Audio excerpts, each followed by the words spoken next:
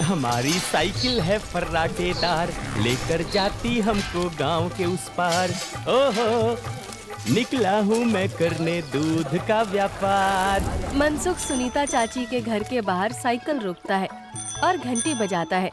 काकी, आ जाओ, दूध ले लो। लाओ भाई, आज जरा आधा लीटर दूध ज्यादा दे देना, मेरी बिटिया को खीर खाने का मन है। हाँ हाँ, अभी ले लो, बढ़िया सी खीर बनाकर खिलाना बिटिया को। मनसुख फिर से साइकिल लेकर दूसरे घर दूध देने चला जाता है। अरे मनसुख भाई, ये लो तुम्हारे दूध के पैसे, आज महीना पूरा हो गया ना?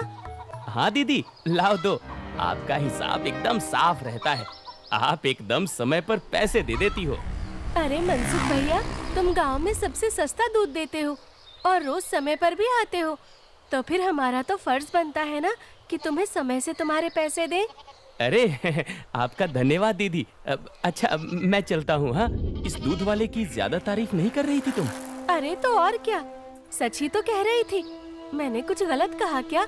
अरे मनसुख इतना ईमानदार है बेचारा। पहले हम शहर से पैकेट वाला दूध मंगाते थे, वो कितना महंगा पड़ता है, और उसे लेने के लिए आपको इतनी दूर दुकान तक जाना पड़ता था। बेचारा मनसुख तो घर तक दूध दे जाता है और पैसे भी शहर वाले दूध से कम लेता है। और तो और। अरे बस बस भाग्यवान, और ना बताओ, मैं समझ गया कि मनसुख बहुत बेचारा और ईमानदार है। अब मुझे माफ करो और जरा एक कप चाय पिला दो। हाँ हाँ, अभी लाती हूँ। उधर मनसुख अपना सारा काम खत्म करके घर पहुँच जाता है। अरे आप आ गए, आज देरी हो गई।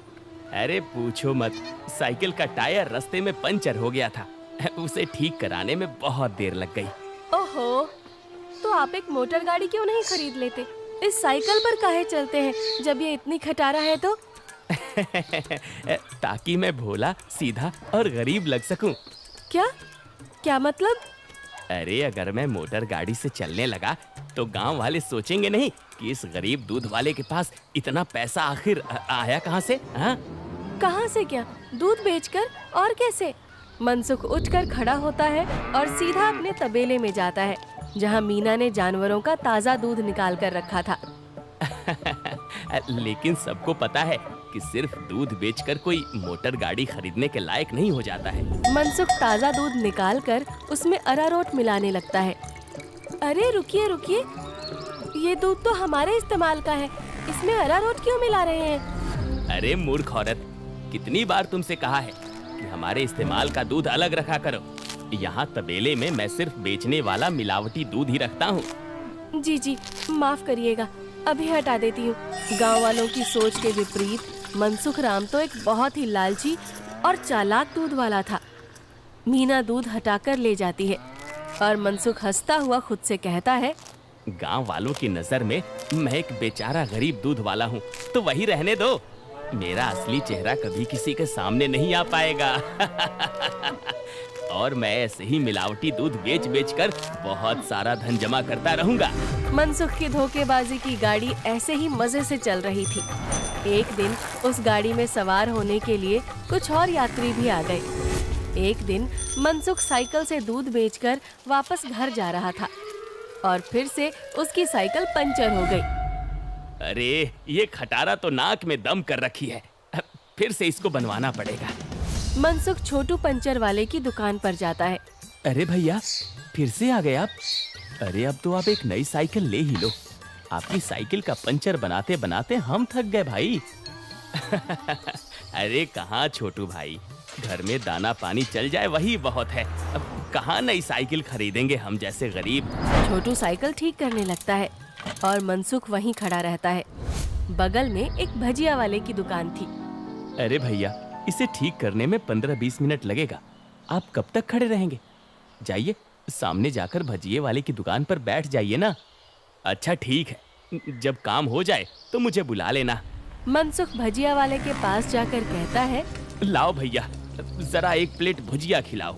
हाँ भैया, अभी लो। मनसुख के ठीक सामने दो आदमी बैठे हुए थे। दोनों कुछ विचित्र से दिख रहे थे, जैसे वसूली करने वाले गुंडे हों। मनसुख जरा संभल कर बैठ जाता है। अचानक से उनमें से एक आदमी को जोर से खांसी आने लगती है। अरे कैसी भजिया बनाई है तूने? नालायक, अरे अरे क्या हुआ भैया जी? अरे जल्दी पानी लाओ। अरे भैया पानी तो खत्म हो गया है, मैं अभी कुएं से लेकर आता हूँ। तो क्या खो, तब तक मैं खांसता ही रहूंगा। मनसुख जल्दी से उठकर अपनी साइकिल में लगे कैन से थोड़ा दूध लेकर आता है। लो भैया, इससे तुम्हें राहत मिलेगी। वो आदमी जल्दी से दूध पी लेता है और उसकी खांसी रुक जाती है। अब जाकर आराम मिला, तुम्हारा धन्यवाद। कोई बात नहीं भैया, इंसान ही इंसान के काम आता है ना। ये लो भैया आपकी भजिए। अच्छा मैं अभी पानी भर के लाता हूँ, कहीं किसी और को जरूरत पड़ी तो पहले से रहना चाहिए ना। जब भजिया वाला चला जाता है तो मनसुख को अकेला पाकर वो गुंडे जैसा दिखने वाला आदमी मनसुख से कहता है, काफी शुद्ध दूध बेचते हो। क्या क्या मिलाया था दूध में? ये सुनकर मनसुख सकपका जाता है और भजिया उसके हाथ से गिर जाती है। क्या क्या मतलब है आपका भैया? मतलब ये कि ये दूध तो बहुत मिलावटी था, चक्कर ही पता चल गया। आज तक गांव में कोई भी मनसुख के मिलावटी दूध का स्वाद नहीं समझ पाया था और इस नए आदमी ने एक घूंट पीकर ही समझ लिया। मनसुख बहुत घबरा जाता है। देखो भैया, इस बारे में किसी को कुछ मत बताना। चाहो तो मुझसे कुछ पैसे ले लो, मेरे सालों का बना बनाया धंधा है, इसे चौपट मत करना। अरे हम तुम्हारा धंधा चौपट करने नहीं आए हैं, बल्कि हम तो तुम्हारे धंधे में 4 चांद लगवा देंगे। क्या मतलब है तुम्हारा?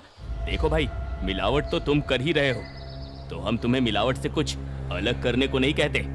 तुम बस अपने दूध में ये मिला देना। वो गुंडा मनसुख के हाथ में एक पाउडर की पुड़िया थमाता है। ये क्या चीज है भाई? नहीं नहीं, ये नशे वशे का व्यापार नहीं करता मैं। ये सब तुम अपने ही पास रखो। अच्छा, मतलब सिर्फ दूध में अरारोट मिलाने का व्यापार ही करते हो?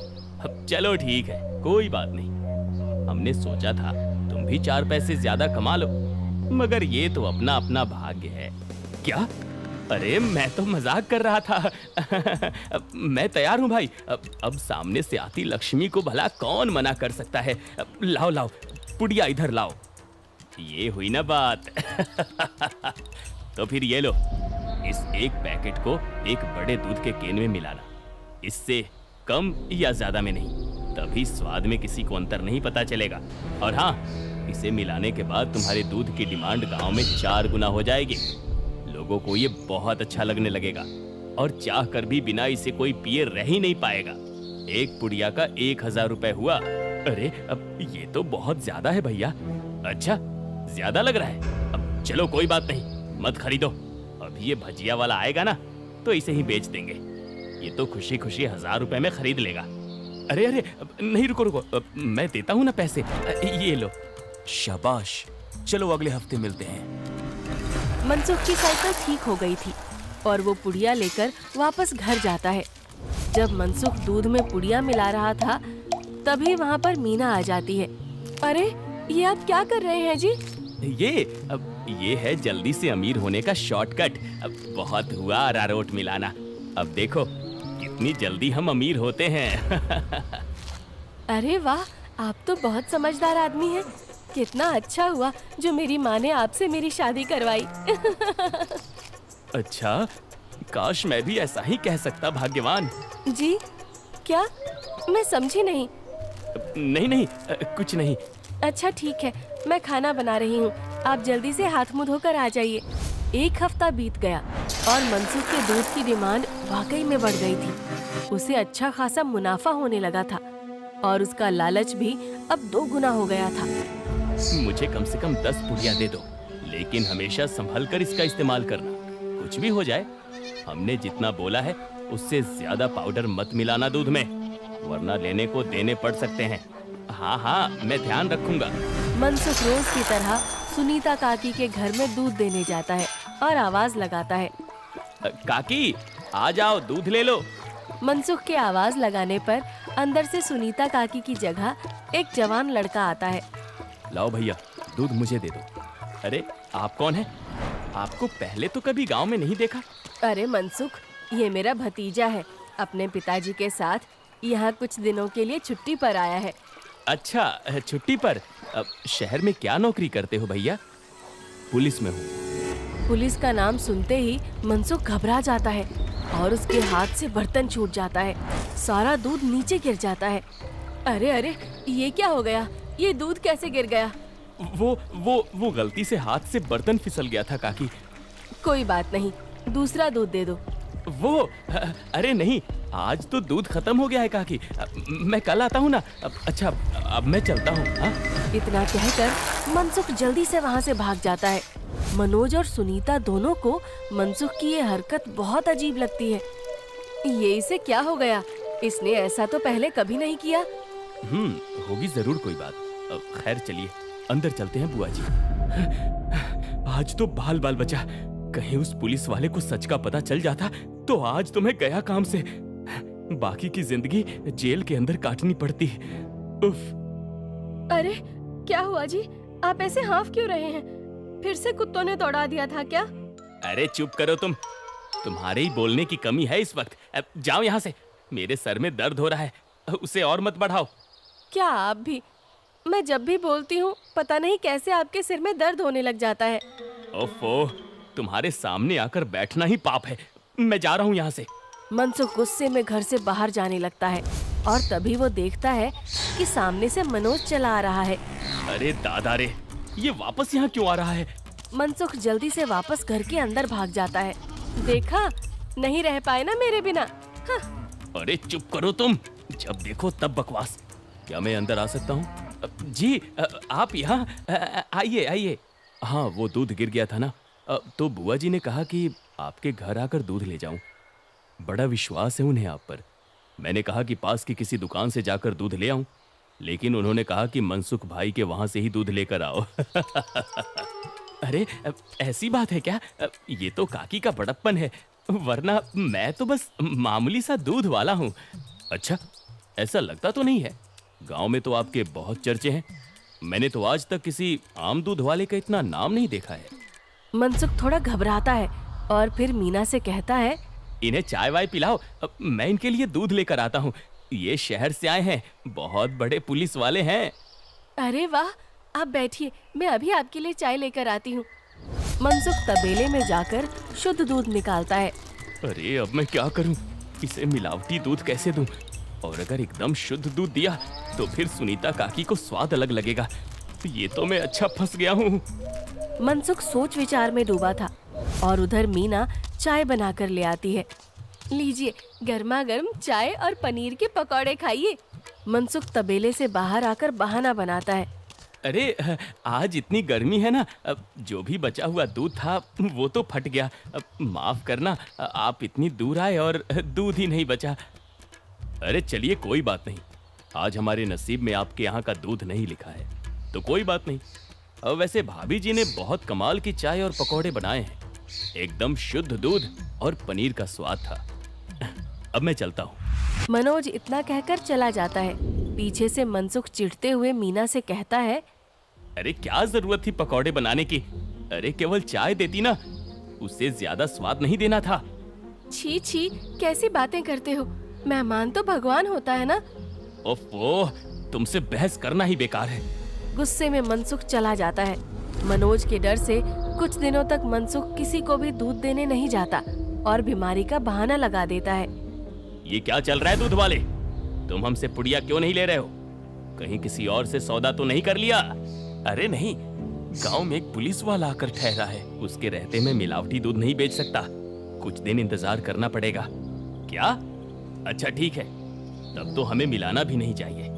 इसी तरह मनसुख और गुंडों का काम कुछ दिन तक ठप रहता है। एक दिन अचानक से मनसुख देखता है कि मनोज सवेरे ही बैग लेकर स्टेशन की तरफ जा रहा था। अरे आप वापस जा रहे हैं?